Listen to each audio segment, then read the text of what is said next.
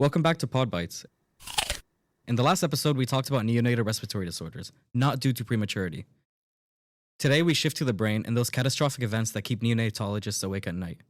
And we're starting with Hypoxic-Ischemic Encephalopathy, or HIE. So what exactly is happening here? HIE occurs when there's significant lack of oxygen and blood flow to the brain, usually around the time of birth. The classic scenario is a full-term infant with a low APGAR score, followed by tonic posturing or abnormal movement shortly after birth. So basically, a baby who didn't get enough oxygen during birth and now shows neurologic abnormalities.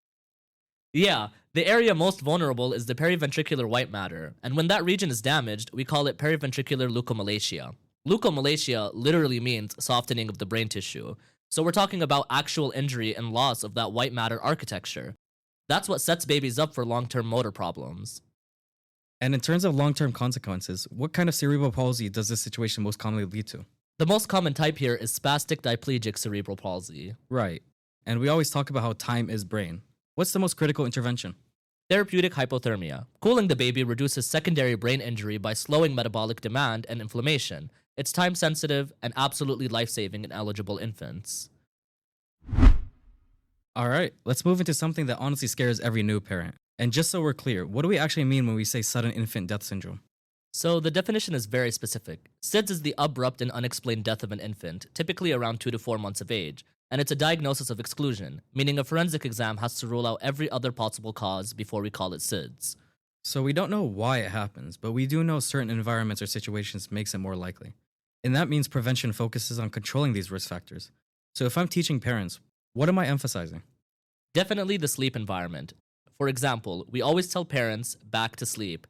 Babies need to sleep on their backs and not on their tummy or their side. Right, supine only. And what about the mattress and crib setup? It should be a firm sleep surface, not a couch, not a pillow, not a soft blanket. Soft surfaces can obstruct breathing, and we also recommend keeping toys and stuffed animals out of the sleep space. Basically, just a fitted sheet on a firm mattress. So minimalism, baby plus mattress, that's it. Exactly, and the temperature matters too. Overheating increases the risk, so we ask parents to dress the baby lightly and avoid excessive blankets. And another small detail that really matters, don't cover the baby's head while they sleep. And I always hear about pacifiers. What's the story with that? Pacifier use is associated with lower risk, but we specifically recommend a cordless pacifier for safety reasons. Okay, that's the environment. But I know there are also certain babies who are at higher risk, and certain things in pregnancy that matter too. Can we break that down? So on the infant side, babies who sleep prone on their stomachs are at higher risk. Also, low birth weight babies, and interestingly, male infants have higher incidence. Okay, so some things we can change, like position, but some things are just inherent, like sex or birth weight. Exactly. And on the maternal side, there are a couple of really important associations. Mothers who smoke, or mothers who had inadequate prenatal care, or those who are very young, under 21, all have higher risk infants. So part of prevention is actually prenatal education. If you can support the mother early, you can indirectly protect the baby later. That's exactly the concept. And there are a few protective factors too. For example, breastfeeding lowers the risk, likely because breastfed babies have fewer infections, better arousal responses, and improved immunity. And even though we don't let babies sleep on their stomachs, we do encourage tummy time while they're awake for motor development and to prevent positional head deformities. So the message is kind of back to sleep, tummy to play. Exactly, that's the slogan. Now moving from the brain to systemic catastrophe. Neonatal sepsis and shock. This one's tricky because these babies don't always come in screaming, right? Exactly. Many present with lethargy, fever, or refusal to feed. Subtle, but serious. We divide sepsis into 2 categories. Early onset, which is less than 72 hours, and late onset, which is greater than 72 hours. In the first 72 hours, we immediately think vertical transmission. Classic example is GBS or E. coli from the mother during delivery.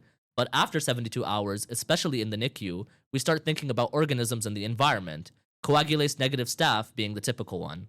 And because we're talking about transmission, this is where history becomes everything. What do you pick up in the maternal story that makes you think, okay, this baby might be at risk?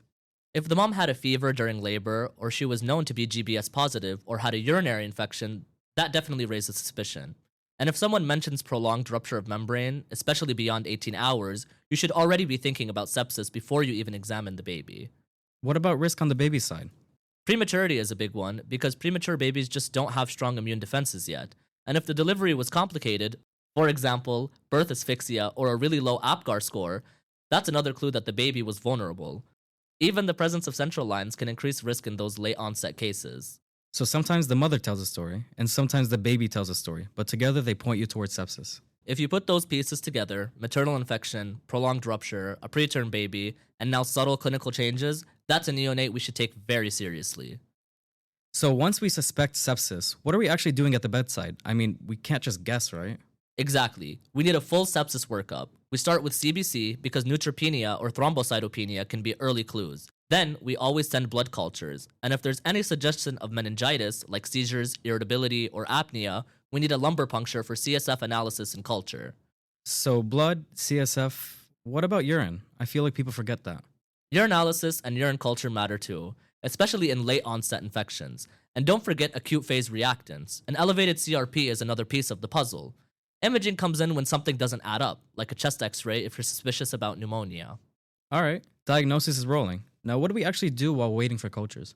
Supportive care first: airway, breathing, circulation. Most of these babies need admission and very close monitoring, especially temperature instability and perfusion. And we don't wait for culture results before starting antibiotics. Right, we start broad, then narrow down. Exactly. In early onset sepsis, we cover the big vertical transmission organisms with ampicillin and gentamicin, or cefotaxime. And if meningitis is on the table, we think about adding vancomycin. Late onset is trickier, especially in NICU babies, because now we're thinking about organisms like coagulase-negative staph. So we expand coverage accordingly, sometimes including vancomycin if we're worried about resistance. And then prevention, because if we can prevent sepsis in the first place, we avoid all of this trauma. Exactly. The biggest thing we do is GBS screening around 35 to 37 weeks. If the mother is GBS positive, had GBS bacteriuria, or previously had a baby with GBS disease, or even if she's in labor with risk factors, she gets intrapartum IV penicillin G or ampicillin. If she's allergic, we shift that to cefazoline, or if it's a severe allergy, vancomycin or clindamycin. So basically, prevention starts before the baby's even born. Most early onset GBS disease today is prevented simply because obstetricians are screening and giving the right antibiotics. And when sepsis progresses to shock, how do we define that in the newborn? Shock means inadequate tissue perfusion. The organs aren't getting enough oxygen and nutrients, and once you see hypotension, that's late. The baby has already burned through compensatory mechanisms. It's dangerous. Okay, so resuscitation. What's our first move? We start with normal saline, 20 cc's per kilogram, IV or IO, over 10 to 15 minutes. If shock persists even after fluids, that's when we escalate. Now here's the clinical trick. If the baby has warm extremities, think septic shock with vasodilation. That's when we reach for norepinephrine. But if the baby has cold extremities, meaning the systemic vascular resistance is high, we think more about inotropes like epinephrine. And one more nuance. If the baby already looks fluid overloaded or develops signs of pulmonary edema while we're resuscitating, we stop pushing fluids and go directly to inotropes/pressors. Because more volume actually makes things worse at that point. Life-saving distinction.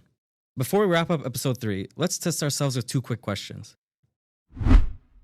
What region of the brain is most vulnerable in hypoxic-ischemic encephalopathy and undergoes softening or leukomalacia? And second, what is the most critical early intervention proven to reduce secondary brain injury in HIE? Think about them while we recap.